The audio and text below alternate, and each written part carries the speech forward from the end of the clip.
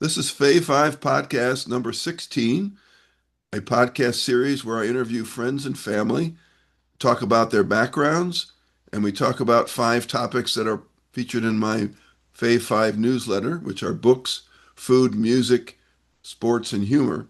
Today I'm honored to be joined by Peter Krentz. Peter was a classmate of mine at Clayton High School in Clayton, Missouri. Peter, welcome to the Fave podcast. Glad to be here. I think we met in 1970. I'm pretty sure of that, when I was a senior at Clayton High School, having transferred there from Tenafly, New Jersey. And when basketball practice began, which would have been around in November, right, about this time of Yep. year, I showed up to volunteer to be the scorekeeper statistician. And I was given that role as statistician by Dawson Pikey. And then I met the players on the team, of which you were one. You were one of the starting players on the varsity team as a senior, and I believe you were a guard. Is that right? Yeah, I was a point guard, but Point I guard. always appreciated you because you developed that system that let people other than Scott Adzik, who scored all the points, it let the rest of us get credit for other contributions, such as assists and I forget what all. You had quite a system worked out. Yeah, you got credit for assists and for steals. And if you didn't have many turnovers or fouls, you didn't have anything taken off. So it was one of the early attempts to show, other than scoring and rebounding, what Right. contributions were. And you tried to quantify all those other things, not just list them separately, but combine them into Combine them, right?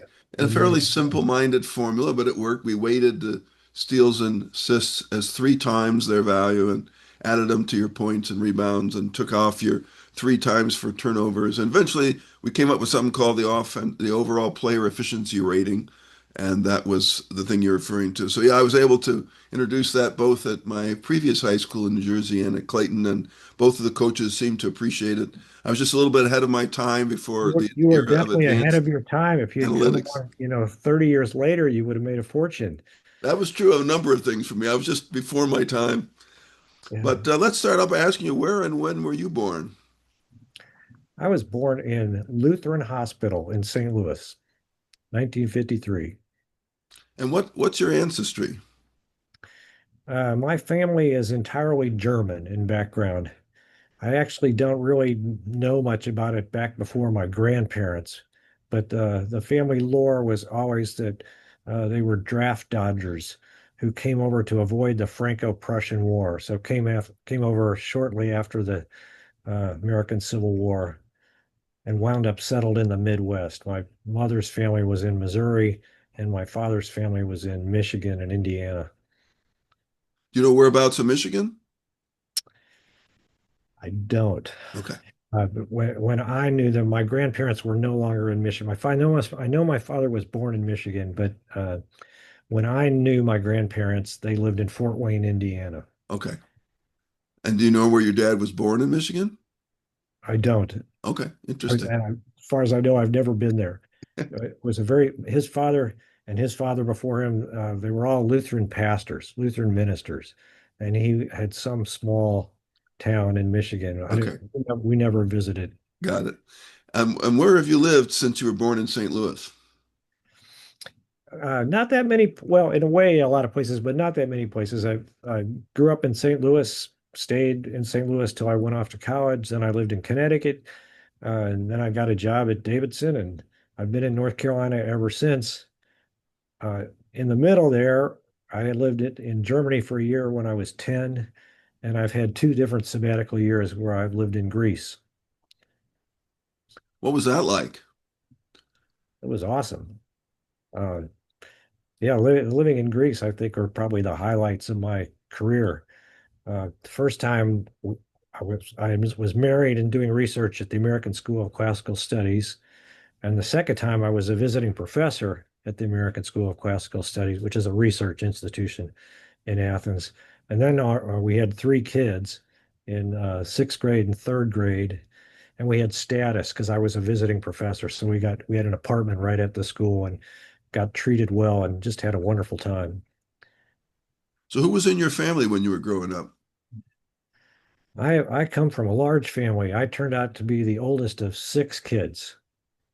So I have three brothers and two sisters. And what were the ranges in age? How far apart? My brother Michael is only 19 months younger. You probably knew him. My sister Elizabeth, you might have known her. She was 3 years younger. So they were probably both at Clayton when you were that last year. Hmm. Susie's 5 years younger, Matthew 8 years younger, and Christopher came along unexpectedly, I'm told, uh, 13 years younger than I am. Got it. What was it like having that big of an age range in the family? Oh, we loved it. I think we're all very close. We're still very close. My sister Susie, who is the boss of the family, uh, when COVID hit, we were all trying to keep in touch with people one way or another. She started us doing a little abs workout routine every morning. It takes 12 minutes, and we're still doing that. We're on together. Not all of us every day, but most of us most days are still spending 12 minutes, and of course we talk while we're doing these little abs exercises. That's great to hear. Did you have any extended family around when you were growing up? Yes, my father's older brother lived in St. Louis, and he had 5 kids. And my mother's oldest brother lived in St. Louis and had four. So that, yeah, I had those two main cousins. But my mother's family she was the youngest of six. They were a prolific family. Yeah. So One you of had her a lot of sisters, relatives one of scattered her about? sisters was a missionary in India, and she had 8 children, whom we only saw at 10-year intervals. So I didn't really get to know them all that well. So But there are a yes, we lot had of, we had cousins in St. Louis that we would get together, yeah, on holiday occasions. yeah. What did your parents do? My mother was went to Soldan High School and then Washington University as an undergraduate. She lived at home, majored in English, and then she got a master's in English, and she became a high school English teacher, which she did for 5 years till I came along. Then she raised a family. Eventually, she went back to work, and later my parents moved to Chicago, and she wound up as the registrar of the University of Chicago Law School, Ah, all things. My father uh, had always intended to be a Lutheran minister, like his father and his grandfather and his great grandfather, I think. And he went through kind of the Lutheran school system, uh, but he didn't place. They had kind of a matching program, kind of like the doctors do, and he didn't get a job. So they offered him, he was good at Greek. They offered him a chance to teach the introductory Greek class. And then the librarian at the seminary, this is right near DeMund School, Concordia Seminary, fell over dead unexpectedly. And my father somehow became the librarian. And then he went to Wash U and got his PhD. And eventually he engineered a sabbatical and a year of study in Germany. And he came back as a New Testament professor. And he spent the rest of his career at that seminary and then later one in Chicago teaching New Testament what did he get his PhD in? classics. You could tell a major influence on me from Yeah, my yeah. my father influenced all of the kids in one way or another.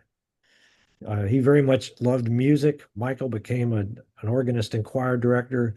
Elizabeth did become a Lutheran pastor. Susie and Matthew broke the mold. They went to business school. They're the successful ones in the family. And Christopher is an English professor, teaches at the University of Virginia. So he got my father's love of poetry. What was there ever any thought that you would become a minister as well? No, no, I'm afraid I'm the black sheep of the family when it comes to religious matters. That was Okay. never in the cards. But no one ever tried to steer you that way? No, no. Now, being a teacher, I always liked the thought of being a teacher. Uh, you know, if you said, I don't know when I first thought of this, but I saw the life that my dad led, and I liked that a lot. When I was in high school, I thought that that our teachers had it pretty good, and people like Nick Adzik, I thought that's a great life. You get to relate to students as a coach and as a teacher. And so that's when I went off to college, that's kind of what I was thinking that I'd like to do that, be a high school teacher slash coach. But then when I later visited Clayton while I was in college, my dad somehow went and gave a talk there once on archaeology or something. And that was very eye-opening for me. It was during a break, so I went along with him. And I realized that the students weren't paying much attention and the teachers were spending all the time in the aisles trying to get them quiet. And that wasn't what I was interested in doing. I wanted to teach students who were good students and wanted to learn. And that's been true. I've never been very good with the students who aren't interested. I do best with the ones that are interested and will go with me. When you were young, what did you want to be? You know, I don't know that I didn't ever want to be a firefighter or anything like Yeah, that. yeah. Probably both my parents were teachers. Hmm. So I think I pretty early on Early on.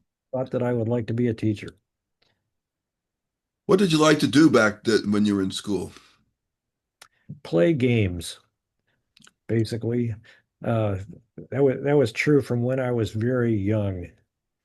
I remember the way I got accepted as a fourth grader in Germany was they had a particular dodgeball game that they played, which it turned out I was very good at it. I guess I don't like being hit by balls. And it turned out I was better than anyone in the class at dodgeball. So that was my ticket in for to be accepted. But I always liked playing games, and the games changed over time. I suppose basketball was the biggest one from the time I was in later years of grade school through high school. Basketball was my favorite game. I kind of got sucked into baseball through Paul Abrams and Yeah. Adzik. I was never any good at baseball. Uh, should have played tennis. Looking back on it, something that I could really continue to for the rest of my life. But I had a, You were on the baseball team nonetheless. I was, I was, and as a senior, I hit over 300. That's pretty good. Very proud of that. I never could hit a fastball. Every single one of my hits was to right field. They would blow two fastballs by me and think they would strike me out looking good on a curveball, and I could hit a curveball to right field. Yeah. Yeah, so I was not too good at baseball. My shining moment uh, of athletic glory really was when I was a sophomore in high school. And Wally Lunt, you remember him, the swimming Yes. coach? Sure. He got me out of a gym class and convinced me that I should be the shallow water goalie for the water polo team, which was a hoot. Do you remember our pool? It had a deep end and a Yes. shallow. We all Yes. did those days. And so the teams had to have a shallow water goalie who would literally stand on the ground. Uh, it was such a ridiculous thing. But that was a whole different crowd of guys that I got to know that fall that I didn't know otherwise. And I had a wonderful time doing that. We won the junior varsity tournament at the end of the year in sudden death double overtime, 7-6. I still remember this. This tells you something. 7-6, and I had a shutout. So I think that was my athletic peak right there. Dawson Pikey, the basketball coach, thought it was terrible that I was having anything to do with the water and pretty much refused to let me continue junior year. Okay. Did you have to run cross country for him then? Senior year, yes, senior year, he made me run cross country, which by that point, I was really good friends with Barb's brother Buzzy. And so I enjoyed doing that with him. He was much better at running cross country than I was. I wasn't too great at cross country either, but I was in good shape when basketball season started. That made a huge difference. Yeah. That was the intent probably. Right about that. Yeah. Where did you go to college? I went to Yale in New Haven, Connecticut, where I felt like a real fish out of water for the first year or so, but eventually came to love it. How did you choose Yale? I chose Yale because Scott Adzik, a recruited athlete, went on a tour. Uh, I really wasn't very informed about applying to college. I had a bit of a strange experience at Clayton. I had gone to a Lutheran grade school and didn't start in the public schools until I got to high school in Clayton. And as a result, I was behind in math. I was not in the honors classes. I I did get into a couple, I think, by the time I was a senior, but I didn't take AP US history. Uh, I took some AP tests without having taken the AP courses, but I don't know, somehow then all of a sudden at the end, it turned out they decided I was smart. And the college counselor said I could, apply to some really good schools. Yeah. So I didn't know anything. My parents, my mother stayed at home and went to WashU, and my dad was in this church school system. So we didn't know anything about schools nationally. So I applied to ones that sounded good, which turned out to be Yale and Princeton and Valparaiso, which is a quite conservative Lutheran school where my cousins went, where I would have been miserable. Hmm. And so Scott went out and he reported that the food was better at Yale. That was the determining That's why I factor. went there. And it turned out it was true. Yale food was very good. He gave a good scouting report. I recall that you and Scott and I were invited by the Princeton club to attend the St. Louis U Princeton game together Yeah. because we had all applied. Do you remember that? Yeah. And Yeah. I I was think, I was relieved that I did not go to Princeton. My my best Princeton story, when I think I was a senior in college when this happened. My team, we had an intramural touch football thing at Yale, and my college won. And the tradition was that we would play the winner of the Princeton one the night before the Yale Princeton or the morning of the Yale Princeton game. So we went down the night before. They were going to put us up. So we go to this Princeton house, and they welcomed us and showed us where to put our sleeping bags and so forth. And they said, "Come back about 2 a.m. We're having a big party tonight, and it'll be over by then." So all those rumors that I had heard about Princeton being a somewhat uppity place were all confirmed by that experience. I thought that was the most remarkably inhospitable thing. You'd think that they would have said, "We're having a party and we're so glad you're yeah. here." Uh, When you said that took you a while to adjust to Yale, how did that happen? How did it go from feeling like a fish out of water to where you liked it a lot? that is a good question. I think a lot of it has to do with actually an unfortunate accident that I was involved in. I I wandered over to the basketball coach's office and quickly realized that you didn't do that and that I was not up to I maybe could have made the freshman team, but wouldn't have ever played. So I decided I didn't want to do that, and I joined the club volleyball team. And we were on our way back from a match at Penn State, I think it was, and we're in an accident on the highway. And I wound up spending 10 days in the hospital with a couple older guys on the team who really took me under their wing after that. Uh, and when I got back to Yale for my sophomore year, one of my roommates said, "Mike and Bill were by looking for you." And that was when I felt at home. So it was largely a matter of finding a team that I fit in Yeah. with, and those continue to be the people from Yale that I'm in touch with, were the ones from my volleyball team. Hmm. Did you stay with volleyball throughout? I did, I did, yeah. I still play volleyball, believe it or not. We used to have a group of about 8 faculty members that played twice a week, and they've all retired or died at this point except me. And I've one new recruit who's faithful. So we're very dependent on students to show up to play. So today, for example, we didn't have enough and we didn't get to play this morning. Uh, so what did you study when you were at Yale? I was a history major. I'm one who never liked U.S. history, though. And really, I studied ancient Greek and Roman history. I did take a course uh, I took the first half of the Western Civ course, but otherwise, all my courses were in Greek and Roman history. And then you went on to grad school. Where did you go for that? I stayed in New Haven. Mhm. I got turned down at a couple of places, and I had several comparable offers. And at that point, I thought Yale had the best history department in the country, so I stayed, which was both a good thing and a bad thing, I would say, looking at it in hindsight. I had already had multiple seminars with both the Greek historian and the Roman historian, so I probably got stretched less than I would have by going to UC Berkeley was the other main one I was interested in. Hmm. But I finished in 4 years. It's pretty So good. that was good. I got to Davidson and had a lot to learn. but I got paid while I was learning it. Was Davidson your first job after you got your degree? It was, yeah.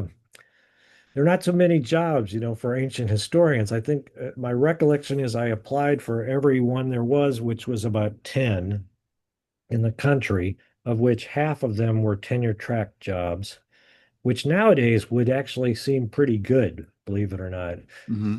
Uh, and I got one interview and one job offer. And it turned out to be a good match for me. I enjoy the smaller environment at Davidson. The students are very good. Uh, I quickly made a lot of friends, played a lot of intramural sports in my early years. The faculty had teams and uh, various things, including basketball and volleyball and touch football and softball. So I got to know a lot of faculty members that way. Uh, then it turned out to be a great place to raise a family too. What accounts for your love of ancient history? That's a great question. And actually, I think it has a pretty simple answer. And that is during that year when we were in Germany, when I was 10, there were five of us at that point, from 10 down to two. And in the spring, my parents took us out of school, packed us into this retrofitted VW camper that we had, and took off. And we drove across the Alps, drove all down Italy, took a ferry over to Greece, drove all around Greece, drove up and around and down the coast of Turkey as far as Miletus. It was about 2 months altogether, during which we all seven of us could sleep inside this vehicle. I don't know how my parents survived this trip. If you can imagine seven of family Yeah. members being crammed in a vehicle for 2 months. But I got to see all these great ancient sites, Rome and Pompeii and Athens and Ephesus uh, and my siblings were really not old enough to be that interested. So there were lots of times where my dad wanted to go see something and I was up for going with him, and my mom took the others and went and did something else. I remember in Rome one day, she took them all to the Rome Zoo and I went to the Roman Forum.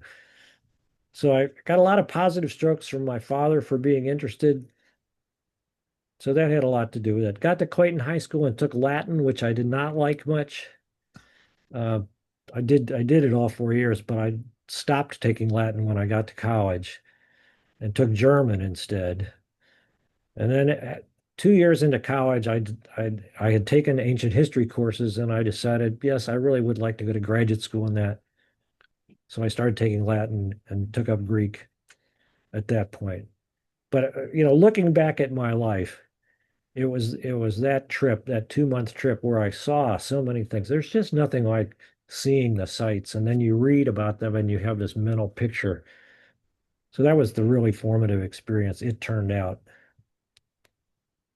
So are you fluent in Greek and Latin? Latin, I hardly ever do at all anymore.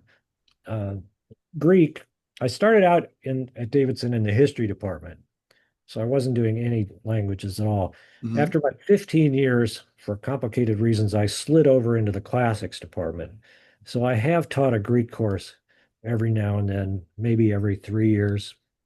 I would say I'm far from fluent. I'm good enough that I feel like the students can learn something from me, but I'm far from fluent. My degree in graduate school was also in history. At a lot of universities, you can get a degree in ancient history either in a classics department or in a history department. Hmm. And if you do history, then you take other history courses. If you do classics, then you take more literature. So it worked out fine for me. I wound up in classics where I'm actually much happier than when I was with all those US historians in the history department. Yeah. What are some of the highlights of your career? Probably all the chances I've got to go abroad. So um, I had those 2 years where I lived in Greece. I taught for a summer in Greece at that same American School of Classical Studies. We used to have a semester-long program at Davidson where one professor took 16 students for the whole semester. I did that twice, took students to Egypt and Greece and Turkey, Italy. Those are my favorite teaching experiences.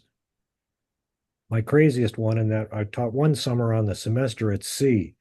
Have you ever heard of that? Yes. There's a shipboard Yeah. program, kind of goes all over the world. Hmm. And they briefly tried having a summer program going around the Mediterranean. So I did that about a dozen years ago. That was a hoot. Students were not as serious, I would say, as Davidson College students, with a few exceptions, but had a great time. So those have been my highlights. I've gotten a chance to see most of the countries around the Mediterranean. Are you still teaching or are you I retired? am still teaching. Yeah, you can see I'm still teaching. I'm sitting here in my office. Yeah. I did decide I would start phased retirement after this year. So if you see my shelves, they look half empty. They are because I've been giving away books to students as fast as I can. So all the shelves behind me used to be full. At the beginning of last spring semester, maybe I started doing this. Will you then be professor emeritus? And do you still teach if you're in that state? I will be a professor emeritus, assuming I don't do something criminal between now and then. But then I would not teach Not normally. teach. No. Yeah, Do you still do any writing or speaking? I do. Uh, I do. I am the latest project I'm involved in has to do with the battle at which Philip, Alexander the Great's father, defeated the Greeks. And I was already working on this battle when it was discovered that an excavation, a battlefield excavation that had been done back in 1880 and never published, the diaries turned up in the archives of the Greek Archaeological Service. And so I got involved in translating those diaries, and that led into a collaboration with some other scholars and a conference in Athens a couple of years ago. And we're trying to get an edited volume of the proceedings of that conference out. So that's what I'm working on at the moment. Do you have a hobby or interest you enjoy outside of your profession? Yes, I'm a singer of a pretty average variety, but I've always enjoyed singing. I Hmm. sing in a group called the Choral Arts Society of Davidson, which is a very highfalutin name for what it is. It's a community chorus. Hmm. It's directed by the director of all the choirs at the college, and we sing a repertoire that it ranges widely. She's a Polish American, so it seems like lately she's been very interested in Polish music, Polish composers. Uh, but we do some things like Mozart's Requiem. We do a lot of classical music, but it leans more towards classical than anything else. Although this Okay. spring, supposedly we're going to do a concert of Gilbert and Sullivan music. Oh, that's good. That will be unusual for us. Okay. So you're not singing pop songs. Not singing pop Okay. songs. But Gilbert and Sullivan should be good. Should be fun. All right, let's move on to the Fave 5 topics now, which I'll ask you about in turn. Do you like to read? And if so, what do you like to read? I love to read. Uh, so I pretty much read whatever my wife brings home. Another thing I inherited from my father was a love of murder mysteries, which Jerry likes too. So we read a lot of murder mysteries. Some of them, the kind of cozy mysteries, and some of them I also like kind of the Nordic noir, darker ones, like Hmm. Girl with the Dragon Tattoo. I enjoy those too. But I read a wide variety of stuff, uh, including some chick lit. That's We're, good. we're we're always reading some book, so Yeah. we go through the New York Times book review section pretty carefully and order up books from our library. We're big on supporting the local library and using it rather than buying a lot of books. Do you have a favorite author or a favorite book? So, I knew you were going to ask me that question, and as a Greek historian, I have to say Herodotus. If you want to read something about ancient Greeks, you should read Herodotus' account of the Persian Wars. which is actually only the last third of the book is about Xerxes' great invasion of Greece, and the rest of it is a wide-ranging cultural uh, survey of the different ethnic groups. He's a great storyteller and includes all sorts of fascinating anecdotes. But of the other books that I've been reading now, I think Mick Herron might be my favorite author lately. I like him a lot. You know that series, the Slow Horses series? Yes. Uh, I like him a lot. Other favorites of the last couple of years. I don't know if you've read what is the one about the octopus? Don't know that one. Uh, what is it called? Something or other, bright creatures. It's Okay. it's a very interesting novel about an octopus. I also enjoyed another novel, Lessons in Chemistry. Yes. Neither one of those is particularly a murder mystery. Yeah. Well, Lessons in Chemistry does have a kind of mystery to it, but yeah, you get the idea. I do like to read widely. Uh, I don't tend to read, like you might think I would read history. I don't particularly read history when I'm in my non-working mode. I can understand that. When you read the book you recommend, do you read it in the original language or do you read translation? Herodotus, you Yeah. mean? I have dabbled in reading Herodotus. I've never read the whole thing straight through in Greek. Who was the translator of it? That is it from way back or more recent? Uh, well, Herodotus is one of those authors, kind of like Homer, that people keep translating. Yeah. There are lots of different translations.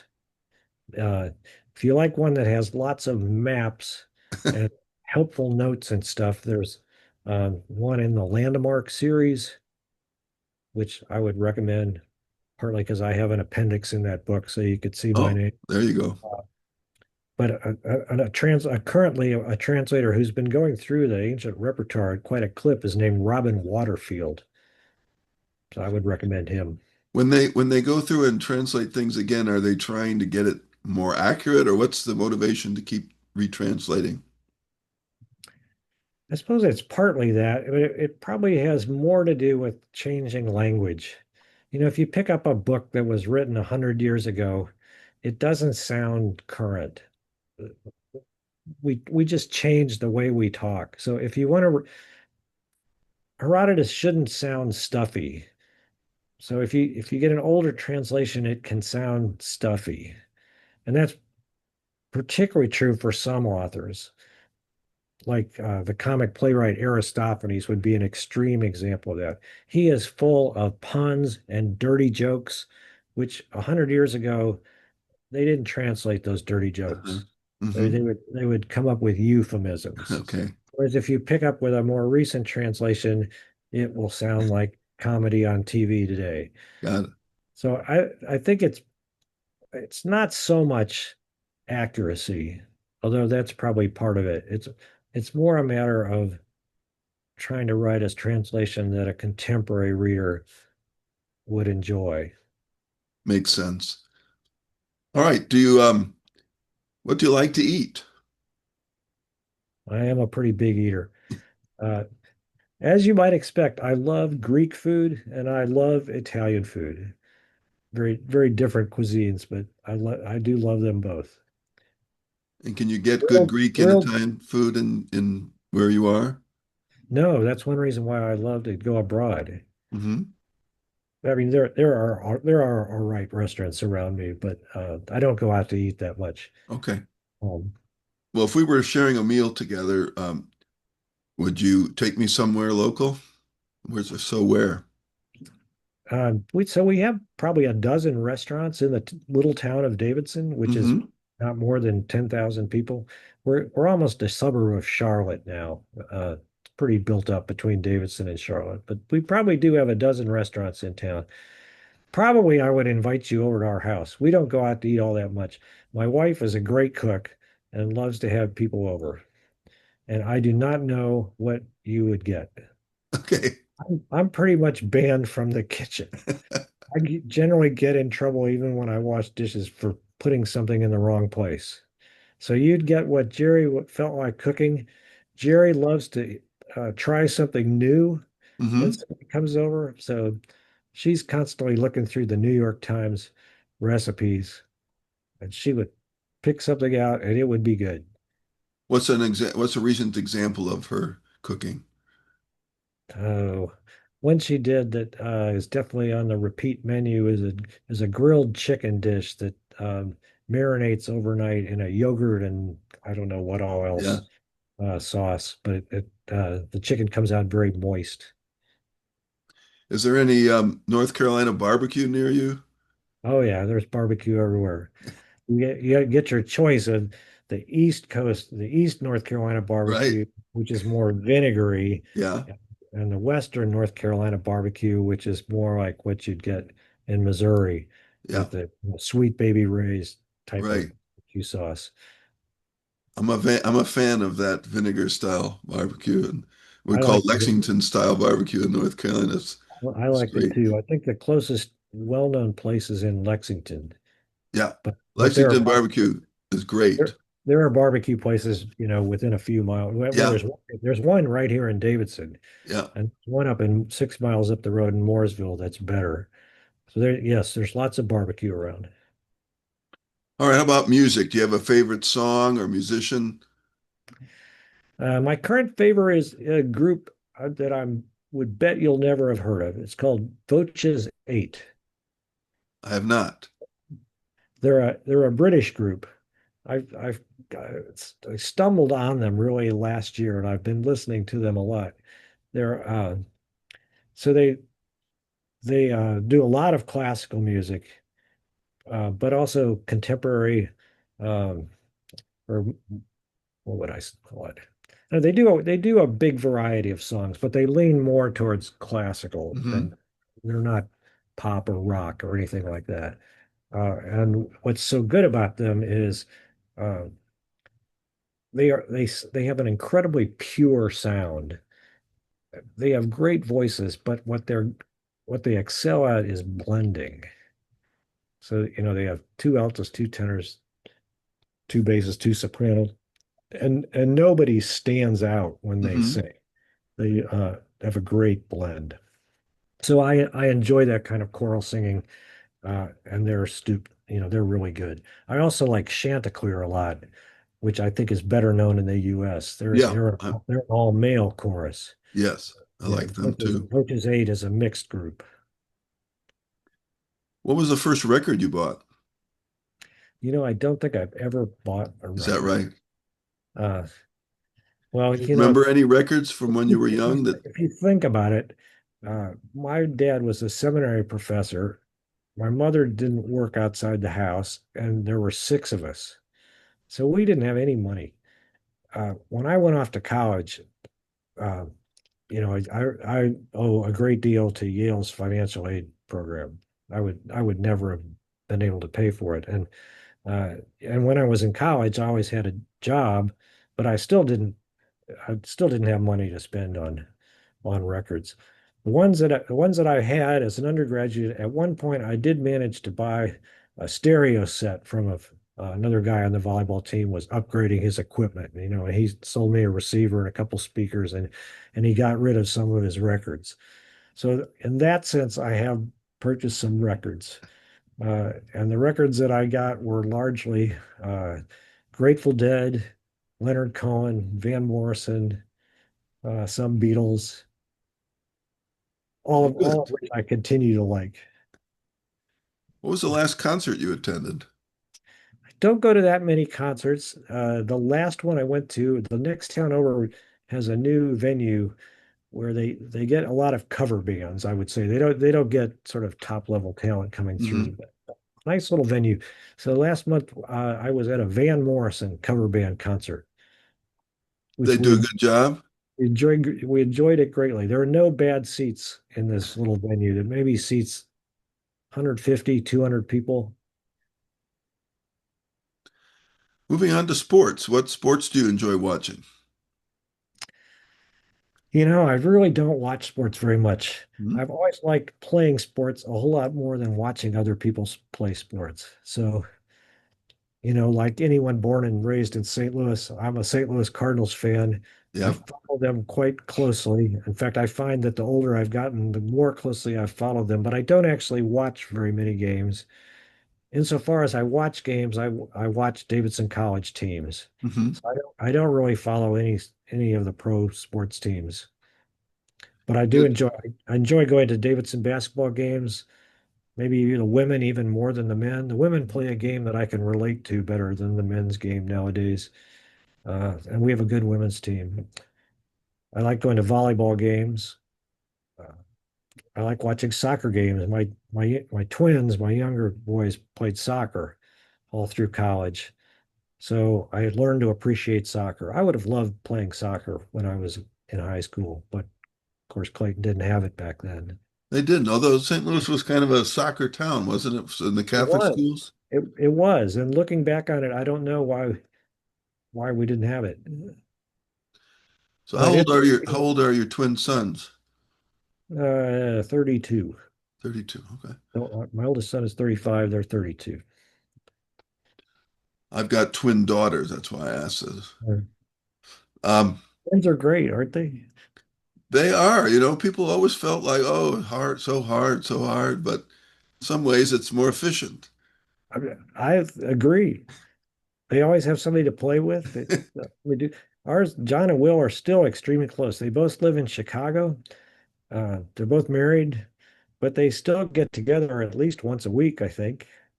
They That's, always seem to know exactly what each other is up to. they got that twin thing going, right? Yeah, they in soccer, they one of them played left center back and one played right center back. Is that right? Ours were kind of mirror twins. Have you heard of that? Where one was left-footed, one's right-footed. So that soccer worked well for them with different sides of the field. Were they identical or non-identical? They were identical, Okay. but but flipped. Yeah. So Interesting. I mean, there were weird things that happened more than once. One of them would lose a tooth on this side, and Yeah. the other one would lose same tooth on the other side on the same day. Wow. That's So we something. we had a great time with twins. Do you have a favorite sports memory? And that's a good question. I don't know if this is exactly if favorite is the right word. Looking back on it, maybe it's a favorite. So I played volleyball at Yale, uh, and I was the captain of the team my junior and senior years. Junior year, a guy uh, came to Yale from California, Andy Fishburne. He wound up transferring after our sophomore year and was one of the top beach players in California. If you Google him, he's in the Volleyball Hall of Fame. You could anyway. Uh, when I was a senior, we were good, and we actually won the Eastern Collegiate Volleyball League and got to go play in the Final Four. At that Wow. point, they just took one Eastern team. So I have played volleyball in Pauley Pavilion with all those banners hanging up Yeah. there. So in hindsight, I think that's a highlight. At the time, we were good on the East Coast. We were not up to the West Coast standards, so we got killed. But but the team was good because we worked very well together, uh, and those guys continue to be my good friends. We get together every few years. We had another reunion this last summer out in California. That's wonderful. Did you have a favorite athlete when you were growing up? A favorite athlete when I was growing up. Who would it have been? Pistol Pete Maravich, maybe Okay. is the name. Yeah. Not that I played anything like Pistol Pete. No,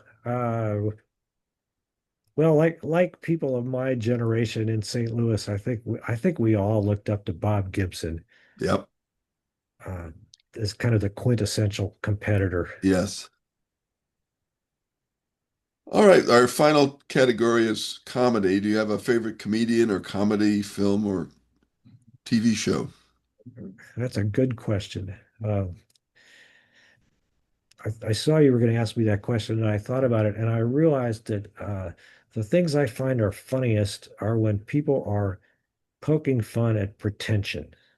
So the two that came to mind were, uh, did you ever watch that BBC? Well, it was on PBS all the time. Keeping Up Appearances. No, I didn't. Trisha Rutledge. She Yeah, lived to a ripe old age and passed away recently. She is a brilliant comedian. yeah. So that's one of my favorites. Okay. More recent shows, uh, I really enjoy Big Bang Theory. Hmm. Ever watch that? Penny, Yeah, they're brilliant physicists living across yeah. the hall from this person who hadn't gone to college, and she really takes them down a peg repeatedly. I find her lines hilarious. Who's the best at making you laugh? Probably my oldest son, Tyler, especially when he's in California where he lives. He can be extremely funny. So in text streams and things like that, Tyler has a great sense of humor. Where in California does he live? He lives in San Diego, Okay. where he has one son. So I do have a grandson. He's almost a year old, and he named him Peter. Oh, nice. That's sweet. Good on you. All right. And is there anybody that you're able to crack up? Not so much. I don't think I'm a particularly funny guy. Students have to laugh at my jokes, I guess. So students, but uh, yeah, I wouldn't say I'm a comedian. Okay. And now we come to the point where I've asked you to tell a story. Have you chosen a story to share with us? Well, let's see.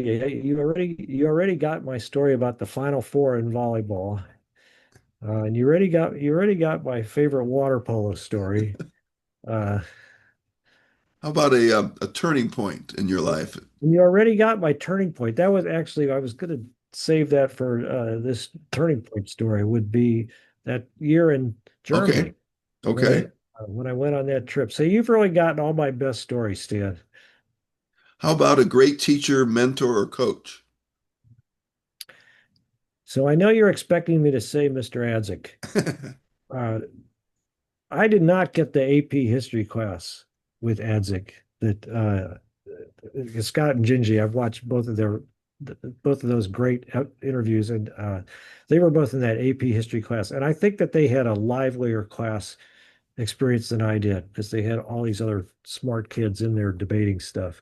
Uh, my favorite teacher, uh, I think, was always Mrs. Eason. You probably didn't know her. She taught uh, she taught me honors geometry.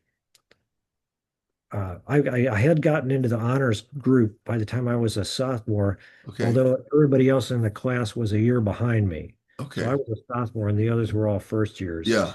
including Buzzy Hayes was in that Okay. class with me. That's probably where I first got to know him. Okay. And she was a great teacher, and I loved the way she really liked an elegant proof. That was her word, elegant.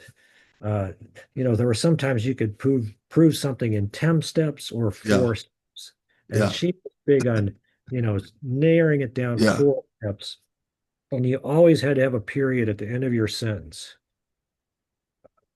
And I think I learned a ton from her. I don't think she was a particularly recognized teacher at Clayton High. I never saw her, mentioned as a prize winner or anything, but she had a great effect on me. Oh, that's good. So, when did they figure out at Clayton that you were, in fact, a good student? Was it sophomore year? Uh, I don't really remember. I think it was when we took the PSAT. Okay. I think when PSAT course came out, which I think was junior year. Junior year, yeah. I had similar experience to you moving twice into Clayton schools. Once after the fourth grade, I moved from Omaha, and once after the 11th grade, moving from New Jersey. And both times, I think the Clayton district view of where I was moving from was not very positive. So they assumed I was deficient. So I similar experience, and eventually I had to prove them that I was actually all right, but they didn't start out assuming that. Yeah. Yeah, I came to love Clayton High School a lot, but I wouldn't say it was altogether easy. I never really felt like I was in the insiders group. Uh, I got to know the guys who played basketball and baseball pretty well. Yep. Uh, but yeah, I was always pretty conscious that I had come from a different school system. My brothers and sisters, they had quite a different experience. Yeah. And then the school expected them to do well, and so they got pushed harder from the start. Did any of them ever suffer because of your reputation before you, one way or the other? I, not that I know of, but you'd have to ask them. I don't know. We got along pretty well. It turned out of the six of us, three of them went to Yale after me. Wow, that's So, impressive. they weren't too appalled by Yeah, me. yeah. So they didn't ban anybody later on because of your. Right. Yeah, and my The sister Susie went to Barnard, or the female half of yeah, Harvard. My brother Michael went to Northwestern. So you could see my parents were very big on education. We Barnard being the equivalent of Columbia, right? Yeah, excuse me, misspoke, not Barnard, Radcliffe. Radcliffe. Okay, gotcha. Radcliffe, which I think has now been absorbed into Yeah, Harvard. I think those Uh, faded away, right, and became Back in just Elizabeth's day, it was still still separate. separate. Northwestern, pretty good school. I went there my freshman year. So, Very um, good, very good school. you mentioned your Volkswagen camper that the whole family slept in. Was that the same bus that we ended up seeing you drive around in Clayton, or was that a different one? Yes, That yes, was that it. was it. Okay. That was it. We bought that camper in 1963, uh, and we kept it for at least 10 years. It was the most underpowered vehicle you can imagine.